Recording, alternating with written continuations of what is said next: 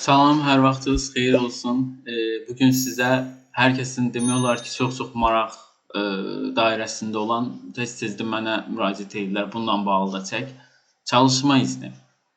Türkiyədə çalışma izni rəsmi olaraq necə ala bilərik? Çalışma izni olmadan çalışa bilərikmi? Xərci nədir, harcı nədir və s. Bununla bağlı bir video çəkirəm. Ümid edirəm sizə də faydalı olar. Deməli, ümumiyyətcə, hər şeydən əvvəl, yəni hər kəsin ilk öncə bilməli şey budur ki, Türkiyədə siz öz başınıza çalışma izni ala bilmirsiniz. Gedib harasa müraciət edib, mənə çalışma izni ver deyə bilmirsiniz. Yəni, çalışma iznini sizin üçün ancaq və ancaq sizi çalışdırmaq istəyən, yəni istihdam eləmək istəyən şirkət ala bilir. Şirkət artıq hər nədirsə, hər kimdirsə. Yəni, siz çalışma izni hər hansı bir insan gedib eləmir. Onun yerinə onu işə götürən şəxs eləməlidir. Yəni, başqa bunun bir yolu, yordamı yoxdur. Bunu ilk başda hər şeydən öncə demək istəyirəm. Deməli, çalışma izninin fərqli növləri var Türkiyədə. İndi onlarla bağlı da məlumat verəcəm sizə. Deməli, Türkiyədə çalışma izninin demək olar ki, 5 dənə növü var. Bunlardan ən birincisi süreli çalışma iznidir. Yəni, müəyyən bir vaxtı olan çalışma izni. Bu, müəyyən bir işverənlə sizin aranızda bağlanmış sözləşmədən ortaya çıxan bir çalışma izni türüdür. Və ilk ildə, ilk başvuruda sizə 1 il vaxt verirlər, ikinci başvuruda 2 və 3 il olaraq uzatmalar verə bilirlər. Bu çalışma izni iqamət izni yerinə keçir. Yəni, bu çalışma iznimiz varsa, artıq əlavə olaraq iqamət izni düzəltməyə ehtiyacımız yoxdur. İqamət izni dediyimdə oturma iznidir. Yəni, əgər tutaq ki, o müddətdə siz işdən çıxsaz və yaxud nəysə olsa, yenidən başvuru eləməlisiniz və yaxud mütləq iş tapmalısınız ki, sizi artıq qaçaq durumuna düşməyəsiniz və yaxud gedib normal bir oturum izni almalısınız. Deməli, ikinci olaraq bu müddətsiz çalışma iznidir. Hansı ki, bu müddətsiz çalışma izni kimlərə verilir? Müddətsiz çalışma izni Türkiyədə uzun dönəm iqamət izninə, oturma izninə sahib olan insanlara verilir və yaxud 8 il ərzində Türkiyədə kəsintisiz, yəni 8 il çalışma izni ilə işləyib yaşayanlara müddətsiz çalışma izni verilir. Bunun bir hansı bir adı üstündə müddəti yoxdur. Yəni, seçmə, seçilmə və s. vətəndaşlara xas xüsusiyyətlərin xaricində bütün hər şeydən türklərin faydalandığı qədər siz də faydalana bilirsiniz. Bu çalışma izninin də özəlliyi budur. Yəni, müstəqil çalışma izni var, bağımsız çalışma izni deyirlər. Yəni, bu da artıq sizin öz hesabınıza yaratdığınız bir şeydir. Bu da necə olur? Yəni, siz bir girişimci olaraq, bir işverən olaraq özünüz artıq Türkiyədə iş yeri qurursunuz, iş yeri açırsınız və bunun da bir müddət var təbii ki. Burada misal üçün mütləq bir önəmli bir iş olmalıdır. Yəni, yoxsa mən hər yerindən gələn bunu eləsin, elə bir şey yoxdur. Onu da sizə qeyd edeyim.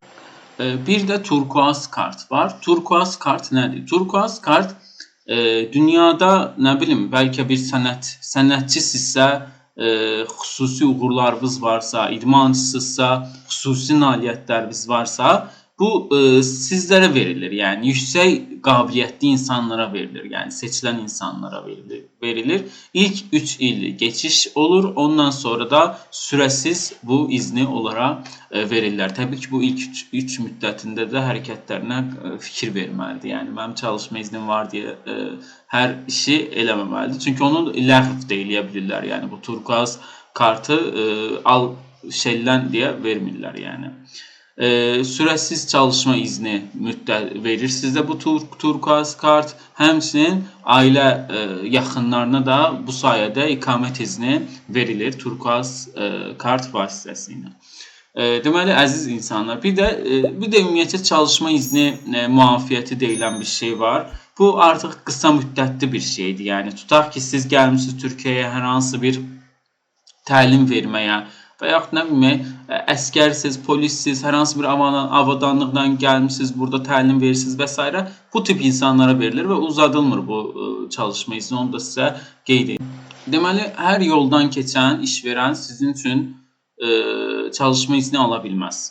Bunu sizə konkret olaraq deyim. Yəni bu bir iş sahibinin sizin üçün çalışma izni almağı üçün öz müəssisəsində hər bir yabancı üçün 5 dənə, ən az 5 türk vətəndaşını sığortalı olaraq çalışdırmalıdır. Yəni onun iş yerində ən az 5 türk vətəndaşı sığortalı olaraq işləməlidir ki, o gedib hər hansı bir yabancı birisinə çalışma izni müraciət edib ala bilsin o işvərən. Yəni bu hissədə çox önəmlidir.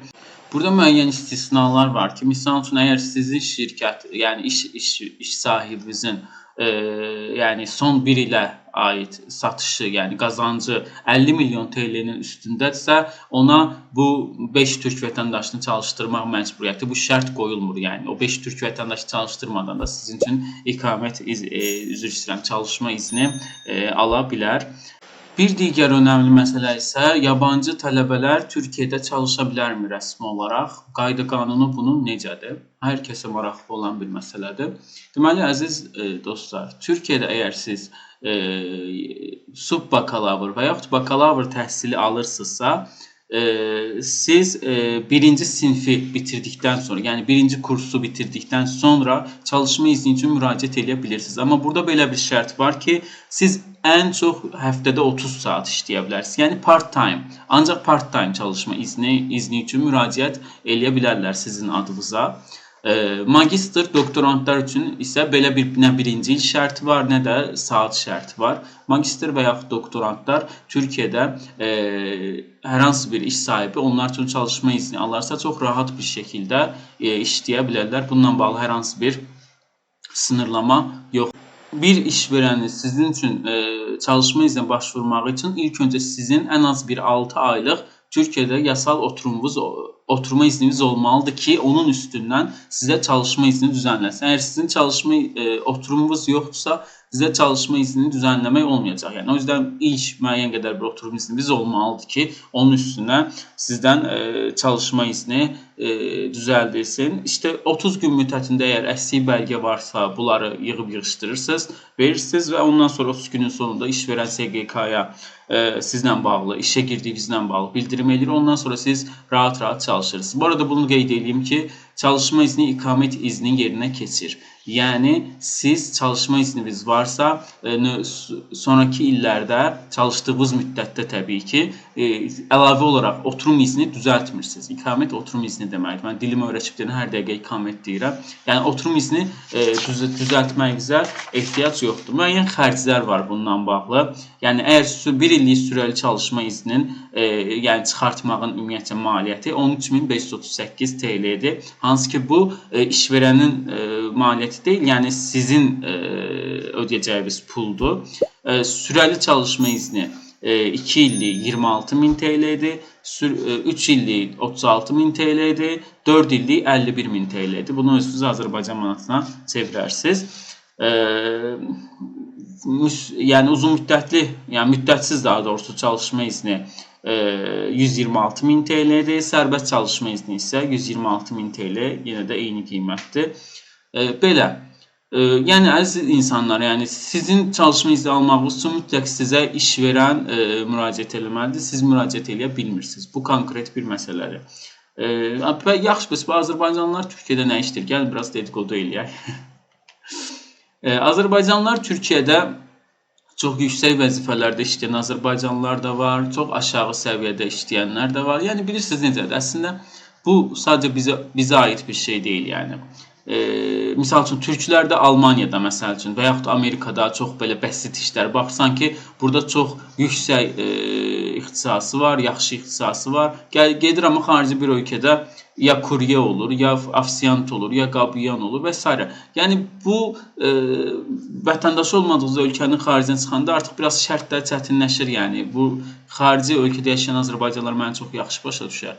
Yəni Azərbaycanda müəllim işləyib gəlib burada da müəllim işləyə bilmək elə asan deyil. Azərbaycanda vəkil olaraq işləyib gəlib burada da vəkil olaraq işləyə bilmək elə asan deyil, yəni.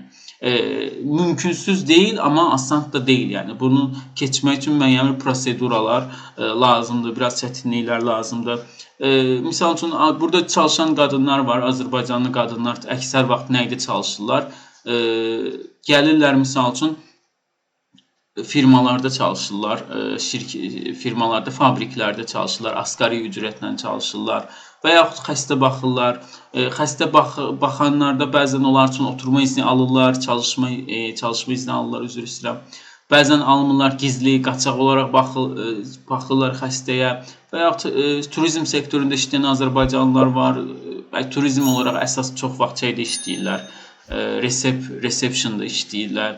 Dediyim kimi, yüksək səviyyədə də işləyənlər var, amma ümumisi çoxu hətta yəni çalışma izni olmadan da işləyə bilər, amma bu doğru bir şey deyil. Yəni tutulduğunuz müddətdə çalışma iznini almayan işverənə də çox böyük bir cəriməsi var, sizə də cəriməsi var, sizi deport edirlər. Yəni ona görə deyəcəklərim bu qədər. Əgər sualınız olsa yaza bilərsiniz. Kanala abunə olmağı, məni dəstəkləməyi unutmayın. Təşəkkür edirəm. Özünüzə yaxşı baxın, görüşərik.